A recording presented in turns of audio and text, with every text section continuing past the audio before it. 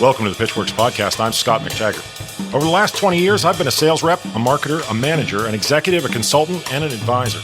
This show is designed to give you access to my list of contacts so that you can learn more about how to present your ideas at work and succeed in your career.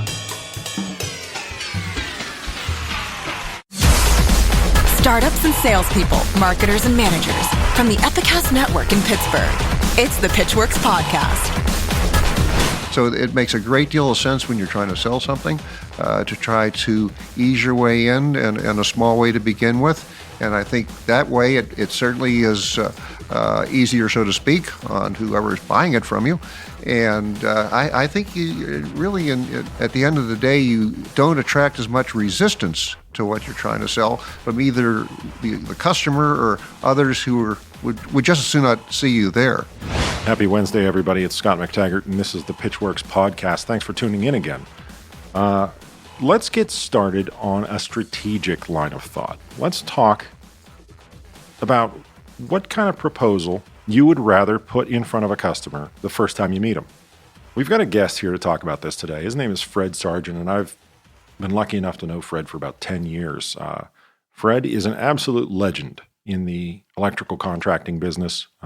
He's just been everywhere throughout this industry, and he has a new venture he's working on called Great Service Forums. I like it because it helps to put the spotlight on an aspect of our businesses that a lot of times doesn't get enough emphasis. So here's the strategic question.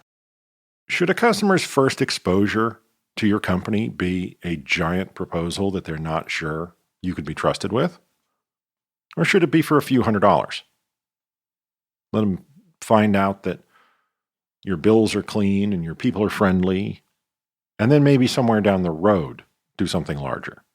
I tend to believe that strategically you want to work with a smaller transaction first, and you don't want a customer to first be introduced to you with some large show-stopping 3-inch binder full of paperwork, with a 7-figure price tag on it. That's me. Maybe I'm wrong. We're going to talk to Fred a little bit about it. Great Service Forums is a lifeline to service managers who've been promoted out of being an actual service technician or a service provider into being a manager responsible for a completely different set of measurables and responsibilities. Don't forget, the Pitchwerks podcast is just one part of the Pitchwerks experience. Find us online at pitchwerks.com. Before we get started, let me just quickly remind you that we're looking for feedback. Rate us, review us, whether it's iTunes or Google Play Music. Please let us know how you think we're doing, what you'd like us to spend more time on, or what's working for you, or if you have a question or a concern. Find us on Twitter, Facebook, Instagram, all of those various social destinations using the handle Pitchwerks. All right, here we are. It's another Wednesday, which means it's another Pitchwerks podcast this morning, and it is morning. We're recording in the morning because the holidays have messed up my schedule. I'd like you to meet a friend of mine, Fred Sargent. Fred, how you doing? I'm doing fine, and how are you? Well, I'm a lot better because I finally got you into the studio. You and I have something, I would say, fairly unique in common in the fact that we believe in something maybe different than what a lot of people chase when they're trying to sell or market their product, in the fact that we believe in starting off relationships a little bit smaller, right? I have preached at people for a long time that you need to get someone to trust you with $100 before you trust $1,000, a $10,000, $100,000, project or transaction in their hands. And I looked into what you're doing, Great Service Forums, and I said, this is exactly what I've been preaching, and it's what you and I have been talking about ever since your book came out a few years ago. So, first off, tell us about Great Service Forums so that people know what you're working on. Well, it is Great Service Forums, like the Roman Forum. And the reason I bring that up is if you go looking for it, you might find out something about business forms instead of a forum. Yeah, we have to spell it right, yeah? F-O-R-U-M-S. Got it. Yeah, great business forms will give you receipts and probably some like ledger paper. But the point here is that we started out focusing on the plight of service managers in all industries. Service managers across the board really don't have the benefit of something which will help them get to where they got to be in their job. Any kind of training or literature or whatever is really pretty scarce. And that was the starting point of this. And of course, we started from the industry that I've been in for so many years, which is electrical contracting. But it obviously is applicable all across the board to industries of all kinds. So when you started this, like I mentioned, you already had written a book that was being used as a text, and people were able to sort of sample the original concept. And correct me if I'm wrong, but the original concept was essentially that people are pushing their chips into the middle of the table on these large sort of bids and gambles of like, oh, well, if I can get this one deal, it's going to be worth so much revenue, and then I'll be able to market myself because I'm the guy that got that contract. And I read your book, and it said essentially the opposite. It said, that's great and everything, but wouldn't it be better for everyone if you just did a small transaction well and built a relationship with a customer? Am I wrong? Is that basically it? You're absolutely right. You have to start that way because remember, in any kind of situation when you're trying to sell a service or a product, you're not the first person to have called on somebody to do that. Right. And so, among other things, they have their own organization to deal with when it comes to accepting whatever you're trying to sell. But don't forget, you have other people out there who are competitors who will push back on your entry into whatever you're trying to do. So it makes a great deal of sense when you're trying to sell something to try to ease your way in and a small way to begin with. And I think that way it certainly is easier, so to speak, on whoever is buying it from you. And I think you really, at the end of the day, you don't attract as much resistance to what you're trying to sell from either the customer or others who would just as soon not see you there. Well, again, back to how much are you risking, right? If you lose $100 in a bad transaction, your boss isn't going to fire you. Right. Yeah, and that's true. And this gets back to the idea that you never want to get yourself in a situation where you have a you bet your company deal. No. That's the worst kind. Now, just looking at from the standpoint of the construction business, which I've spent many, many years in, people are enamored of going after the next bigger contract and the next bigger contract. And what they're forgetting about is the risk profile of the bigger contract. And they're forgetting about all the other things can make a difference. If you're waiting to be paid on a big contract, that's substantially different than waiting to be paid, so to speak, on a small sale. That's before you even think about cost of sales. That's right. That's right. And so it's cash flow. Cash is king. And once again, you've got a situation here. It's better to stick your toe in the water than to dive in and find out that there's something there that you'll hit your head on.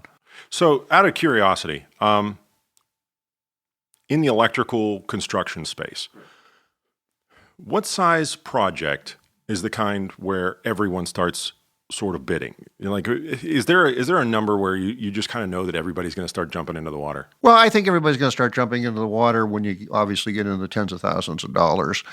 That low, really? Oh, sure. The electrical contracting business in the United States probably has, by one measure or the other, 100,000 firms of some size going after the work that's there to be gone after across the board in all different kinds of aspects of the business. But people are just, so much enamored of going after that next bigger job. And one of the problems with that is, particularly if you're a specialty contractor, is that you find yourself in the midst of other specialty contractors who also had the low bid on that project. And that doesn't necessarily make for a friendly situation. So you're putting that downward pressure on your own bottom line. Exactly. And there's a lot of risk if this is a customer that you're not already familiar with. I can only imagine how many sort of secret knocks you need to know in order to make your way through anybody's headquarters building, their procurement, their executive team. They all have to buy in when it's a larger purchase, and you just assume that it's going to go smoothly when you do a big bid? And you brought up something which is really important to all this. You can find your way into a situation and get a contract by way of the people who handle procurements, who are the buyers, purchasing department, whatever you want to call them. Now, all of a sudden, you're in the hands of somebody else in that organization who didn't necessarily want to see you there. Because they have their own? They have their own favorite vendors that they're used to working with, and they're not so happy that you ended up with something. And if they're unhappy, they can be sure you're unhappy, and I've seen that happen many times. So tell me, with Great Service Forums, what's the value proposition? What's the pitch for Great Service Forums as it stands right now? Well, the pitch for Great Service Forums is not one single pitch. Now, obviously, as I mentioned earlier, one of the great benefits of all this is it's service managers from companies who got to be in their job because they did a great job as a serviceman or a servicewoman. Right. And were on a van and have lots of customers that like them and go for years and are really thought of as great service people, all of a sudden end up being the service manager. Have nothing to go on. Have really nothing that's going to point them in the right direction now that they're this level of management. It's like an oral history that's passed down. This is how you do the job. Yeah, and quite frankly, in the fray, they don't have time to stop and research what they ought to be doing for perhaps some sort of software that would help them schedule their work. They don't have time for that. They're right in the middle of it. And so we put together Great Service Forums to benefit those people, men and women, who are service managers who have been thrust into the fray and can benefit from sharing experiences with others just like themselves, some other companies who are not competitors, people from different cities, and they're not competitors. And so they can openly have an exchange of information. And as well, we bring in outside experts into the meetings who can help them learn about things which they, quite frankly, wouldn't learn any other way. So what's your footprint right now? How large of an area are you covering? Well, right now, we're really covering only a chunk of the center of the east, north, central states at this point in time. Okay. However, we are obviously in the midst of plans to expand beyond that. We wanted this to be manageable to begin with, and it is, and we're very pleased by our results. But quite frankly, want to see this be a national phenomenon, and I think very confidently it will be. But there's another aspect of this too. Now all of a sudden, when you have people representing companies from different cities in the same region, opportunities open up for them to broaden their reach, where somebody in the first city has a customer who has a location in the second city, but they've never been able to do anything for them there. Now, with a Great Service Forums colleague in that second city, they have an opportunity to collaborate and to cover a customer in a way that they would not have been able to before. The customer's happy, certainly the contractors are happier, and I think that's going to be one of the more attractive aspects to this for people who are owners of companies, to see that here is a way to leverage the capabilities that they have. So do you occasionally market this as a, and I'm struggling for this, I'm sure you're familiar with a company called like ServiceMaster, where Right. they take all these independent contractors and they sort of like whoever's next up in the batting rotation gets Sure. this next lead or that sort of a thing. Can you sort of compare and contrast that for me to make sure that I understand? There are a lot of situations where contractors, as an example, buy into this proposition that we'll call you with a lead for a job in your hometown. And quite frankly, it becomes a jump ball situation because they're not just calling you. They're calling about 4 or 5 others. I always assumed it was just you. Yes. Well, Not a joke. Seriously, I did. no, it's not a joke. There's lots of this. So consequently, what you have is contractors paying for leads, so to speak, which basically are not always worth what they're paying for. They're not because exclusive. They're not exclusive. And so others are equally able to jump after that ball and get on the court with it. This is not that.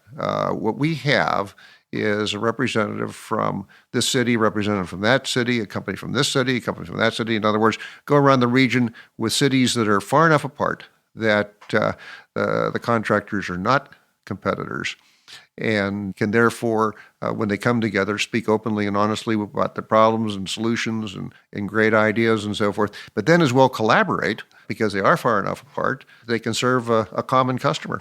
And it works very well for them. It's tempting to go there, right? The idea of like a national service force. That's why I asked the question. Yes, and this is not really so much a national service force as being able to functionally do that. As someone who loves to sort of justify, like that was always my thing. I love to bring out my calculator and be like, this is how you justify the expense, right?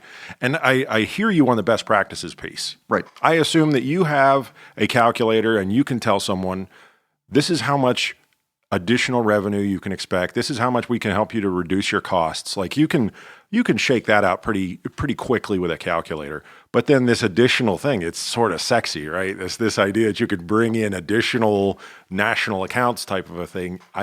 And I know you're telling me not to go there, but that's where my head goes. Well, yeah, but we do want to go there. We do want to emphasize to people here's a way to open up opportunities in markets that you would not have been able to serve existing customers in. What we tell people who are looking at this, and nobody disagrees, it's hard to believe that accidentally you wouldn't come up with enough new business every year to more than justify participating. I mean, everybody agrees with the arithmetic there. It's back of the envelope stuff. So it doesn't really take a whole lot of calculation. That's good for me. We're in it more for starters from the standpoint of improving the quality of your service. Okay. And there's an awful lot of zero cost opportunities to do that. And we emphasize the zero cost things. And a lot of these things are intuitive, or a lot of them are counterintuitive, but in any case, we bring them out. And quite frankly, our participants bring them out themselves. So in a way, we are not standing in front of the room and dictating anything to the group. Basically, we're there to be impresarios of a good conversation, plus bringing in people who are outside experts in various aspects of the business that can add to the conversation and basically bring information to them that they wouldn't be able to receive any other way. So the next question I've got to ask you, anytime you're talking about communication and specifically like the way that you grease those wheels, right? There's an external conversation and then there's sort of the internal that service manager brings back. So the external conversation is what we've been talking about, where you say to a service manager, you should consider participating in our group. You know, the Great Service Forums can teach you how to have a well-oiled machine. Now they get back, right? They're in their own environment. And I have to believe there's a little bit of cultural resistance. How then does someone in that chair communicate change? In the sort of like short attention span world that we're living in, how do we communicate that change now to the rank and file? Well, let me add one thing, that this is for the benefit of service managers. But what we ask is that each company send 2 people. 2 people. So it is a service manager and whoever the service manager wants to bring along. Okay. Now, very often it's the same person who's, so to speak, the number 2 person in the organization, but it can be different people as well. And so as a result, we have 2 people going back to their company to retell the story. We don't see too much evidence of people getting a great deal of pushback when they get back. As a matter of fact, what we're seeing is a great reception, that people are receiving it well. As a reminder to everyone, we're talking to Fred Sargent from Great Service Forums. All right, so I want to throw you a curveball for a moment. Okay. You've spent a good bit of time in leadership and executive positions as well. Right. It would be a waste of your appearance here if I didn't ask you what it is that you look for when people come to you with an idea. How do you evaluate someone bringing a pitch? Someone wants you to change your behavior. Someone wants you to spend some money. What are you looking for when someone comes to you? Well, first of all, and I think it's something that we all have to be cautious about, we all have that initial reaction to who's bringing the idea. Conflating the messenger and the message. Yes, because, very often somebody who has a great message and a great idea doesn't quite get it through because of the position they happen to have in an organization. Let me retell a story of a friend of mine Sure. who had a little going away ceremony for somebody who had a job in his company, which basically wasn't sweeping the floor, but it wasn't too many rungs above that level, so to speak. And at the going away ceremony, he put his arm around him and he said, "Do you have any suggestions for us now that you're retiring?" Oh, no. And he basically said to the boss, "Hey, for the last 35 years, you've acted like I was here and you had hired me from the neck down. Now you're asking me for suggestions. I've had a lot of suggestions for you that you've just not gotten through." And so what I'm saying in a roundabout fashion is you have to be cautious to begin with, to have your ears open for the suggestions about to come forth based on who's bringing it. Because, quite frankly, an awful lot of time you have this natural reaction as well. That's kind of my job to make up ideas like that. Yeah. And so that's the first thing. There's a school of thought that says you have to say no until you have to say yes, right? Or a no is just a delayed yes. No. But getting beyond that, and I don't want to overstress that, one of the things you have to deal with is the culture of your own business and how this would fit. And so there's a lot of great ideas which don't fit into every company, and so you have to, quite frankly, take stock of what your company's capable of accepting. Because there are some great things you can do, but you can't do everything. Do you mean be more realistic about what you can implement? Yeah, be realistic about what you can implement just based on knowing what kind of game your team is capable of playing. And so, and that's a chemistry which is certainly not a simple equation. Well, I heard a story about you. And it's from a mutual acquaintance. Don't worry, it's not a terrible one. But I thought it was interesting. Someone who we both know said to me, one of the things you have to ask Fred about is the quality of someone's communications, right? He said, Fred is famous for being able to glean a large amount of information from a small interaction, right? So I said, you got to dig deeper into that. You got to tell me what you're driving at. And he says, Fred knows how to find more information from one sentence than most people. And I was like, I'm still digging for it. I don't. And then he just outs with it. And he says, if the sentence is jumbled, if the words are spelled wrong, if the presentation isn't right, it's a glimpse into the quality control of the people on the other side of the table. Is that a fair assessment of the way you look at things? Well, let me just say that it's an awful lot like being on a tennis court and returning a shot as opposed to serving. Yes. Yes. Serving always seems a lot harder. And, I've always found it easy to take things that people had expressed in a certain way and kind of resort them and trim off this and that and so forth and edit them and bring them back into something which is understandable to more people. And I'm not sure how I ever got there, but I'm not taking a great deal of credit for it or praising myself, but yeah, that's true. I honestly love that because I was raised in that same sort of an environment, right? Where you can judge an organization by the quality of its communications. People will say, "Oh, well, it's a cheap shot when you cherry pick this thing. Okay, well, it's grammatically incorrect, or the sentence structure is wrong, the spelling is wrong, or whatever." I don't think that's a cheap shot. I really don't. I think that, for better or for worse, a lot of my own personal bias centers around I have to say no until you make me say yes. And this is the honeymoon period when you're pitching me, right? This is when it's supposed to be the best. And if the honeymoon is a little rocky, I'm wondering what the marriage is going to be like. So I heard that, and I said, I may know now why it is that you and I have gotten along so well over the years, is the fact that we're both sort of scrutinizing. I think maybe we're coming at it from completely different beds of experience. But I'm glad you were able to verify that thing that I had heard. 5 years from now, where do you want great service forums to be? 5 years from now, I'd like to see great service forums coast to coast, and not only coast to coast in the initial kind of business which we started in, which is electrical contracting, which is, for those of us who are involved in the company, that's our background.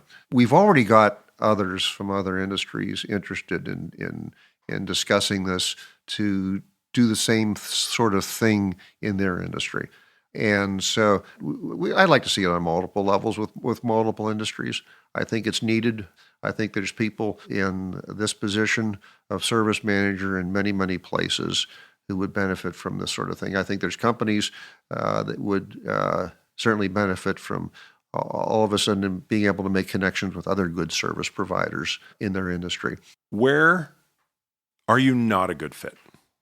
Where are we not a good fit? Well, I think we're not a good fit in situations where people don't really value their service operation, where they kind of take it as a necessary evil and aren't willing to really invest the time or effort into doing what has to be done with it. You know, we in this country have a prejudice towards manufacturing, and that's a good thing. You know, we all love manufacturing, but in fact, service industries employ far more people than manufacturing does, and always will from this point forward, for lots and lots of good reasons, including the fact that there's greater and greater efficiencies and productivities and all the manufacturing that we have. Well, I would say manufacturing is fairly standardized, and whenever you're doing service, it's a non-standard engagement. You're trying to troubleshoot something. It's a very complex scenario. Yeah, and all of the measurements of performance on both sides are quite different. You need both. And in many cases, you have to really think of service as an extension of manufacturing, that you're taking out into the field, part of what has been done in the factory.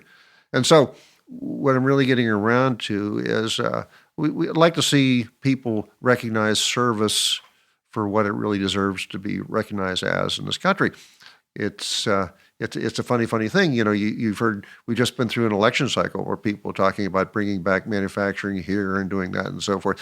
You didn't hear any conversation about it. Well, then let's really boost our service industries, and let's really make our ability to deliver service better than it's ever been before. Why do you think that is?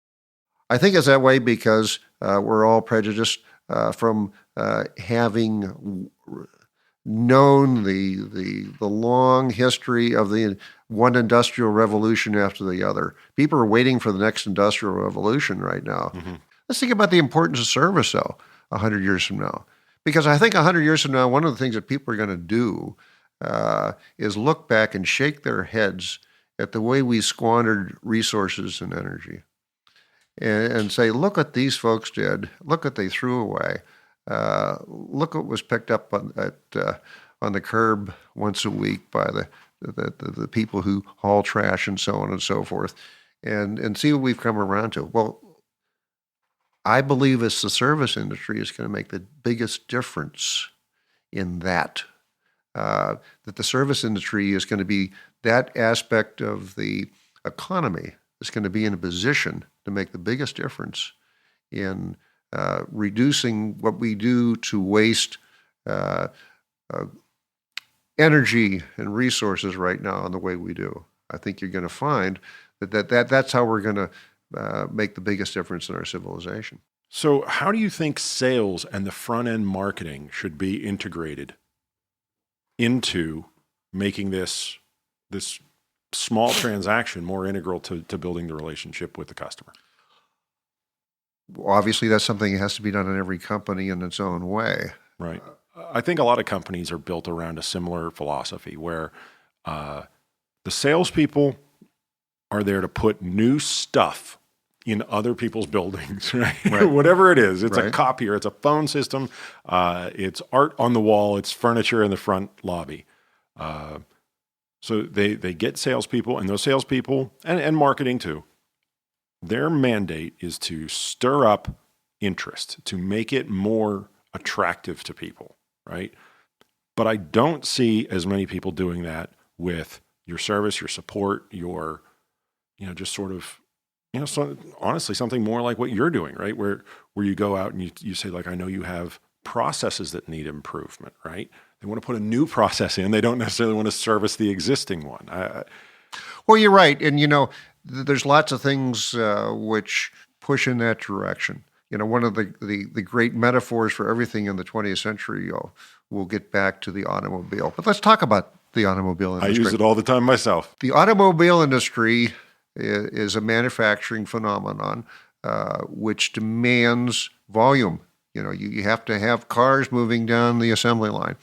And so the pressure from the manufacturer to the dealers is to move product. Yes. And they are incentivized to move product. Now, that same dealer does advertising, does promotion, incentivizes the salesman and so forth to keep up with this, because that's the whole idea. Make a lot in the factory and push it to the dealers. When in reality, the dealer, when it comes to the aftermarket business, when it comes to the service part of their business, makes far, far more money on every dollar of sales in the service part of their business. But there is this huge requirement to move product, because upstream from them, you have a factory that has to basically have that volume passing through to make their numbers work. Right. Unfortunately, what happens at the dealer level in this case is a missed opportunity, because with all the emphasis on new sales and failing to realize the impact of having a great service component, they today are really jeopardizing their dealership. And here's why. People walk into a dealership today knowing exactly what they want. The people walk in, they've done the research. They've done hours and hours of it. The telling has gone out of that selling. When they come in, they're walking across the showroom floor to point to exactly what they want. They know what's in it. The way to create some loyalty with those customers is in the aftermarket part, in the service part, because up to that point, everything is a commodity and it's all pretty cut and dried. It is the textbook definition. Yes.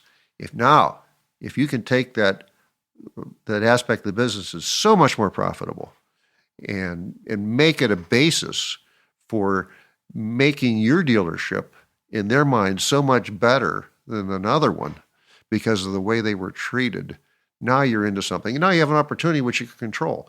And it's all, I'm not going to say it's a zero cost thing, but it's not a real expensive proposition. But yet there's no salesman for the service department, even though that's such a long and seriously, potentially very profitable relationship. If we stayed out of the sort of the fringy type of brands, right? We're not talking smart cars right now, but we're talking about, say, like Chevy trucks, right? Chevy trucks, I guarantee you a lot of your Great Service Forums clients have a Chevy van, or they have a Ford Transit van, right? And maybe I'm wrong, maybe it's my ignorance, but I've never heard of anyone saying that they wanted an outside salesperson or someone to go out and promote that piece of the business. And it's very interesting. Like, go knock on all of these different electrical contractors and ask them, who services your vans? We'd love to have the opportunity. Here's a $100 free service coupon, for trying us out. And I think that actually does sort of illustrate why you and I still aren't quite in the mainstream, right? Well, sure. And, it's so funny because some aspects of business do a pretty good job at service and realize that it can be done at not a great cost. In most good hotel chains, when you walk down the hallway on your way out on the day you're checking out, and you start to walk by the maids who are cleaning up the rooms, in most hotel chains, somebody says good morning to you. Yes. And you walk through the lobby, somebody says good morning to you. That's pretty simple. And that's the sort of thing, it's just elemental. But somebody has told them to do it. I mean, it's not of their own volition. It's not that they're not friendly. I'm just saying that some things which are quite natural have to be brought out through just a little bit of training. Fred, if someone wanted to reach out to you and ask you questions, whether it be about, just the general or the specifics about Great Service Forums, how would they reach you? Well, probably the first thing to find out about Great Service Forums, we take a look at our website, which of course is www.greatserviceforums.com. And my email is fred@greatserviceforums.com. greatserviceforums.com. And I would be happy to hear comments and questions and anything that people would like to throw back at me. I can't tell you how much I appreciate having you here. Well, it's been a great pleasure to be here, and thank you. You've been a great friend to me over the years, and I'm really glad to have you in the studio. Feelings mutual. Thank you, sir. Sure, bye-bye. That's it for this week. I appreciate you tuning in. Don't forget, we would love to have your feedback, both in the form of rates and reviews, as well as just, a little bit less formal feedback. If you want to send us a note, do it through the social channels or through the website at pitchwerks.com. The Pitchwerks podcast comes to you from Pittsburgh, Pennsylvania, a production of the Epicast Network and McTaggart, LLC. Engineering and production by Buzzy Torek and Nick Miller. For more information, show feedback, and ad sales, visit pitchwerks.com. pitchwerks.com. On social media, find and follow the show on Twitter, LinkedIn, Facebook, and Instagram using that same brand name, Pitchwerks.